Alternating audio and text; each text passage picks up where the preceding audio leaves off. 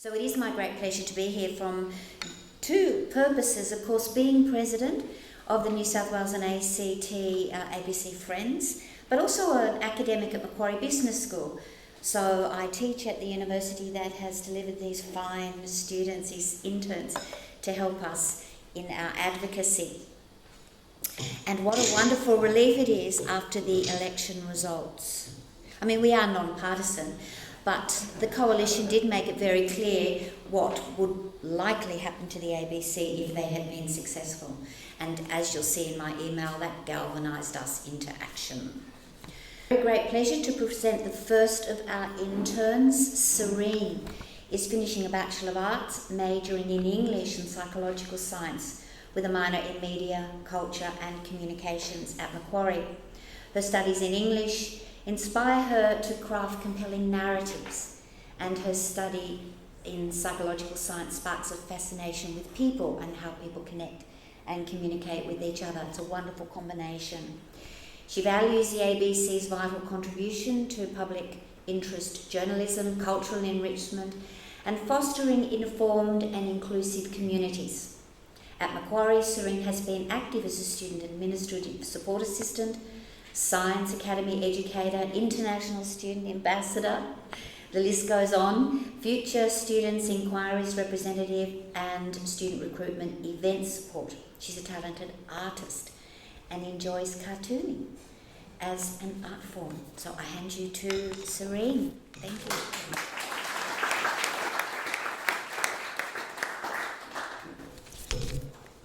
Thank you, Dr. Tess. Hello everyone, I'm Sarene, and if you've been here before, I'm sure you've seen me a few times now. And for those of you who have not met me, I'm currently studying English, psychology and media. And last year I actually completed a small research project called Illustrating Change Beyond the Panel, legitimising comics activism through women, life, freedom, which is based on the ongoing Iranian women's movement. Next slide, please. Just a bit about me. And my research was on comics activism, a lesser known and more visual branch of journalism, where I delved into topics of how journalism and advocacy serve as necessary forces in informing our futures. Next slide, please. Thank you. With the election just done, some of you might have noticed that there was a lot of information circulating, who to vote for, which candidates are the best, and in many cases, people even went so far as to dig into their personal lives. And watching all of this unfold, I found myself wondering, is what I'm seeing really real? Can I trust the information being presented, or is it being filtered, exaggerated, or even fabricated? We live in an age of misinformation and disinformation, where the line between fact and fiction is becoming increasingly hard to detect. The rise of artificial intelligence, or AI, adds another layer to this confusion. AI can generate articles, voices, even faces, and as a media student, even I sometimes find it difficult to tell the difference between what's genuine and what's not. If it's challenging for someone who's learning to critically analyse media, how much harder must it be for everyone else? And these changes in how we consume and produce information can feel so so rapid that they become alienating. It's easy to feel like we're losing control of what's true and what's not. And this is exactly where I believe the ABC comes into play. The ABC matters more now than ever. We need media outlets that operate independently and influence-free, so that we can have at least one place we turn to where we know the information has been fact-checked, ethically sourced, and presented with public interest in mind. I think it is also important to always think twice before believing what you see or hear, and before deciding to act on that information, and to critically assess how we come by such information. I personally turn to the ABC on social media to better understand and engage with issues that we as young people face, and I found the content very relevant and easy to understand. I also found how the election was covered pretty interesting, especially for young voters. The election is one of the most important events in a democracy. When we vote, we're choosing the future we want, but we can't really make informed decisions if we don't have access to accurate, unbiased information. In a media world that often feels chaotic and overwhelming, outlets like the ABC help find us direction. They help us know where to look, what questions to ask, and what issues are at stake. When we tune into the ABC, we're doing more than just receiving information. We're placing our trust in a system that prioritizes truth and accountability, but that trust isn't enough on its own.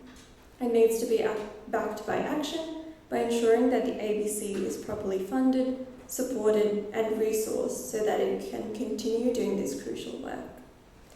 Trust in the ABC spans generations.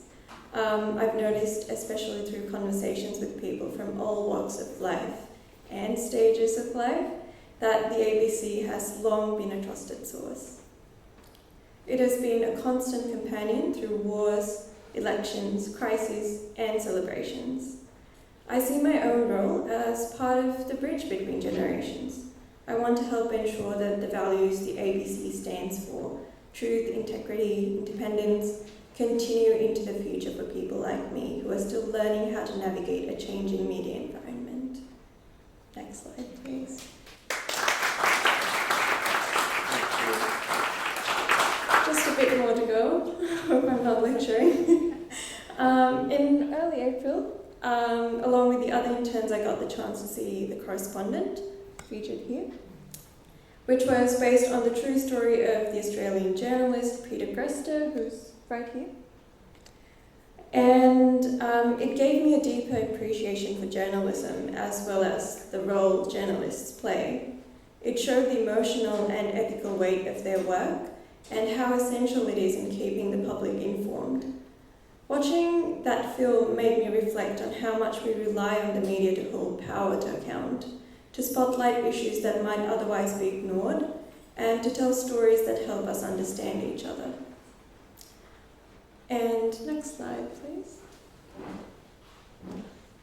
I'm also so grateful for the chance to intern at ABC Friends. I think it has exposed me more than I imagined to the world of brave, factual media and journalism.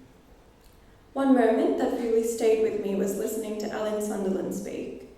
He answered a question about demographic change and spoke about how media organisations need to respond to a shifting society while staying grounded in their mission. I think this idea applies beyond just demographics. The media landscape is shifting rapidly through technology, audience expectations, and global events. And problems are going to keep coming up, but as Alan said, it's about how we respond to those challenges and how we always respond to what we are bombarded with on the daily. Change is inevitable, and to me it always seems like we are almost always caught up in something that we don't exactly want. But that's where I think our resilience comes in, both as individuals and as a society. Next slide, please. What I admire most about the ABC is that it has persisted. Through changes in government, cuts to funding, and technological disruption, it's remained a cornerstone of the Australian media. And with our involvement through advocacy, viewership, and through our support, I believe it can continue to thrive for many more years. Next slide, please. And good journalism protects democracy. That's not just a slogan, it's a fact. And in today's world, where truth is often contested and facts are under threat, we need good journalism and the ABC more than ever. On to Sam now. Thank you.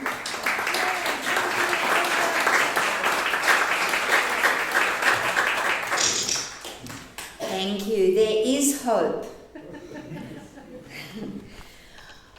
Okay, thank you so much, Sarene.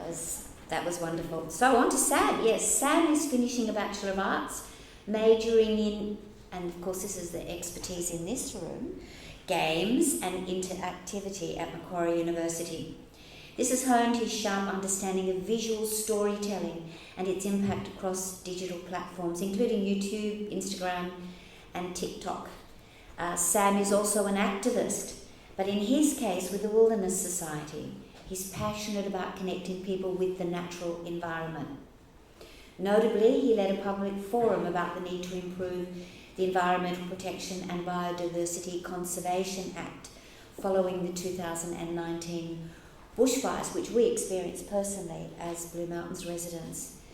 Sam assisted at the preview and the Q&A for The Correspondent at Roseville, a compelling film based on the true story of Peter Gresta, which Sarene just referred to. So I give you Sam Robb.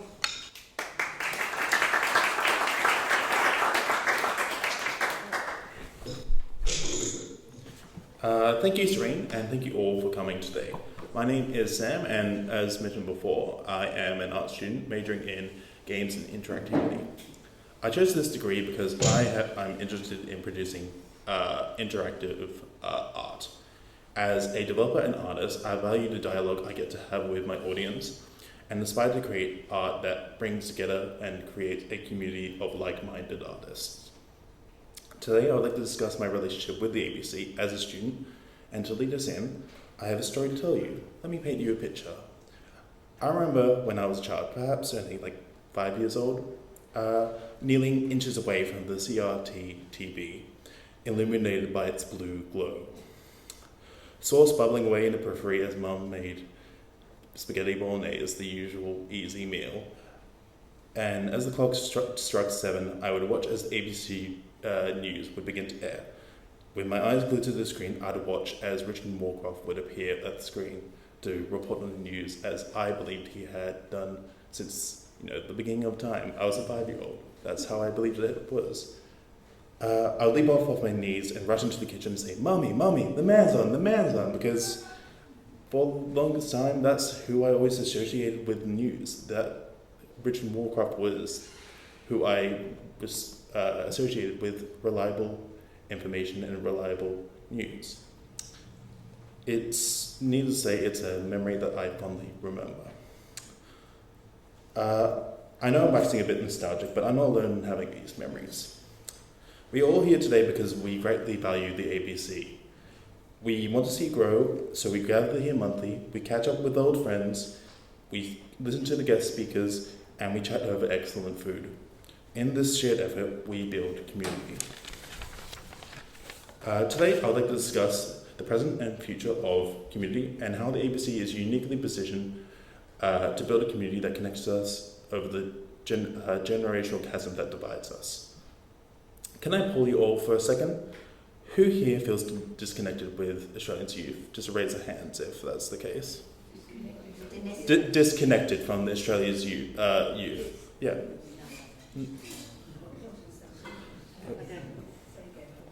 A few? Yeah, no, I'm exactly in the same boat. I thought I was the only one here, but no, I also feel a bit disconnected. All joking aside, I've demonstrated that we are united in feeling feeling alone. According to the University of Melbourne in 2021, 24.8% of Australians aged 15 to 24 are classified as lonely. This highlights the growing trend of disconnection in Australia's youth, and more so disconnection with people outside of their own generation. So what's causing disconnect? Now more than ever, our time feels limited due to growing responsibilities, be it work, education, or family. The community we foster through this group here is one of the key ways to combat the loneliness crisis. I want to discuss the concept of a third place. A third place is an area separate from work and home. It's a place where we all gather to share in shared values. This gathering today would be an example of a third place. Our aim today should be to revive and support third places like this.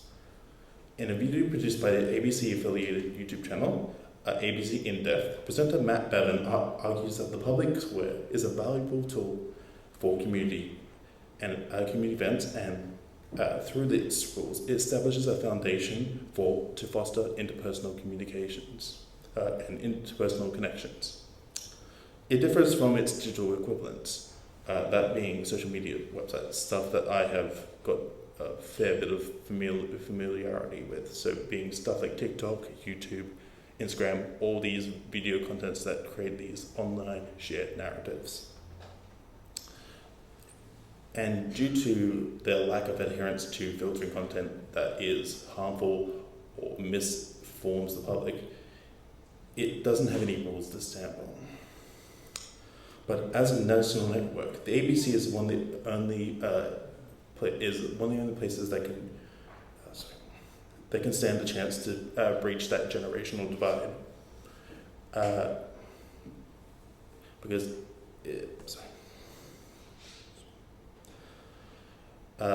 In its service to the Australian public, the ABC has a duty to provide both digital and physical platforms for us to have conversations on.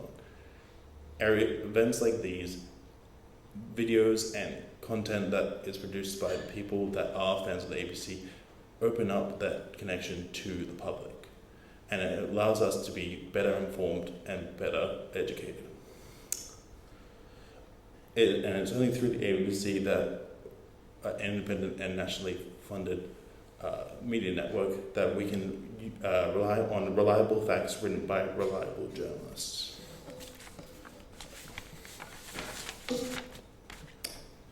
Gatherings like the one we're having now exemplify our desire to connect, communicate, and collaborate on shared interests. We are not alone. The ABC can bring us together, and it is through the ABC we are community.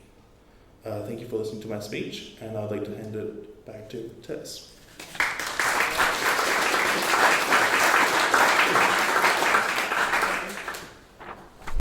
Thank you, Sam, for those beautiful words. Yes, we are the ABC community.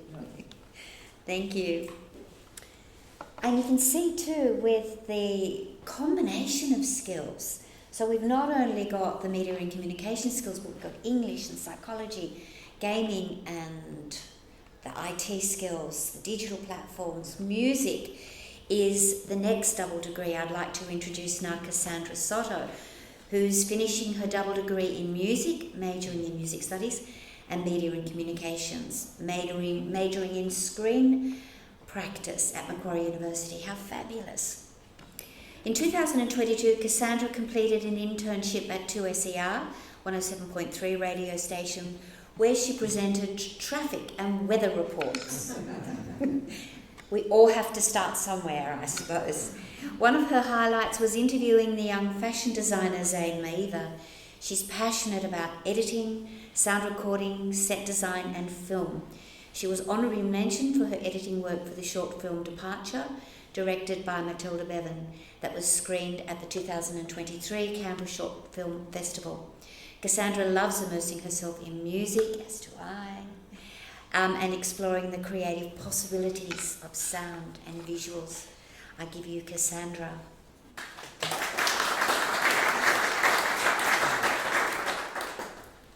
Hi. Good afternoon, actually. I'm Cassandra. I'm one of the many interns helping Janine today and help her advertise and spread the word of the ABC. I was going to say I'll start by introducing what I do for uni, but I had a lovely introduction already.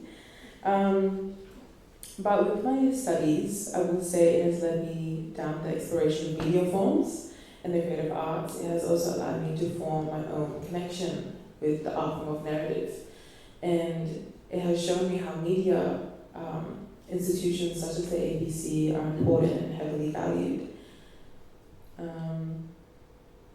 The ABC has provided an open space for opinions to be heard and spaces to be opened, allowing listeners to be extensions of the ABC's aims and values of maintaining democracy and independence, enhancing our listeners' ears, mind, opinions, especially political ones that come from different parties, allowing the ABC to empower the influence of governmental policies. Knowing the power an institution such as the ABC has had over the past 93 years, almost 94 in this coming July, has shaped the beginnings of my life. I remember the old child programs, such as the show Bananas and Pajamas, and I see programs program options have drastically changed, especially with online programs such as the iView, which is funded by the ABC, allowing us to connect to different forms of TV, American TV, UK TV, watching shows called Midwife, Abba Elementary. Why I mention these programs and shows is because without realizing this until I was older, that the ABC has quite literally been a part of my childhood and has influenced me in many ways, as well as accustomed to my age and newer forms of interests. Especially as an aspiring artist, it is film, music, or writing. I found radio stations such as the ABC Classic Sydney has acquired and has allowed my music taste to be expanded, allowing me to do my own research about artists from the past and ones that are making classical music now. This institution has served as a trusted voice for Australians, yes, but in its own way it has acted as a time machine for voices as well, stretching from 90 years plus of documented Australian political movements, acting as its own personal reporter, its own search engine, if one goes back to the past. My speech may come from a different point of view of the ABC today, as a listener, as an aspiring artist, showing how the ABC's past and present, and hopefully future, has shaped not me, but all of us here. This is why I find this institution to be an irreplaceable one, an institution that truly is for the people. That is a really rare thing to come by, and would be a tragic force to lose. Throughout the few meetings I have attended here, I can see there is a strong sense of community. Whether it is Peter, Tim, Wendy, and Janine crafting this whole meeting together, it shows the fight and the unstoppable force that is inside them and inside of you to come and hear and listen to speakers and not be afraid to ask the hard questions. It really does take a village for this institution, that is the ABC, to maintain its force. And this is why meetings like this are greatly valued. For my meeting here, the talk with Alan Sanderland had made a special connection with me, as I know he had an insider view working within the ABC and SBS. And one thing that really connected me was his talk about editing. I know it may seem small, but editing is a very powerful tool, especially in media. You guys are aware, I come from an editing background. The power it has to shape narratives from one cut is amazing. You can make 20 different narratives from one. He mentioned that editors are losing their editing rooms, spaces, and now are editing from their desks or from home. And I see how the loss can impact the significance of editing. It would be nice to have funding to appropriate workspaces. However, this is not to say that editing from your desk or home is bad either. It may sound out of the ordinary because we have been used to the idea of work being not at home, always having to travel into work. But in this present day, everything has changed due to global events such as COVID. After that, it shifted a lot.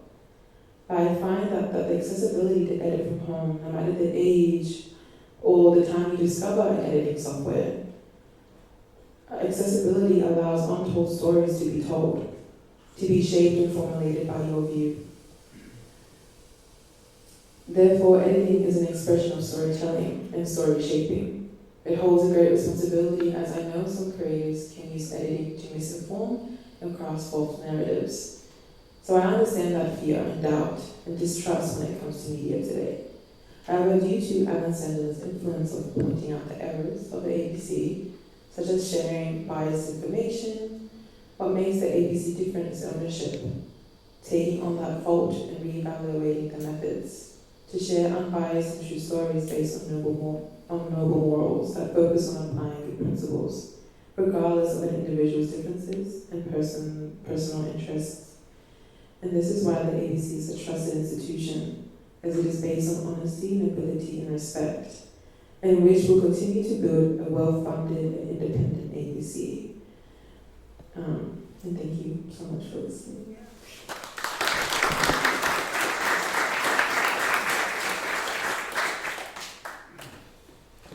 So many wonderful sentiments from one so young.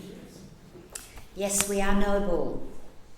And the focus on editing is interesting because at the moment I'm working with Corin Janine hasn't seen it yet, and Christian Bass editing an interview that we did with Corin late last year.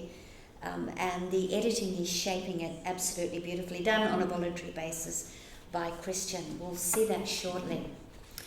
It's now my pleasure to introduce our final speaker, Sandra, who's finishing a master's degree in media and communication at Macquarie University. So her media studies is informed by over 12 years of experience in the banking and finance industry.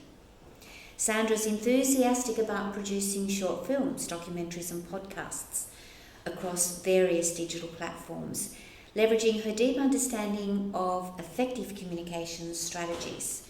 Sandra brings with her a unique combination of industry experience and technical proficiency in video and audio production. These are all skills we desperately need. Sandra.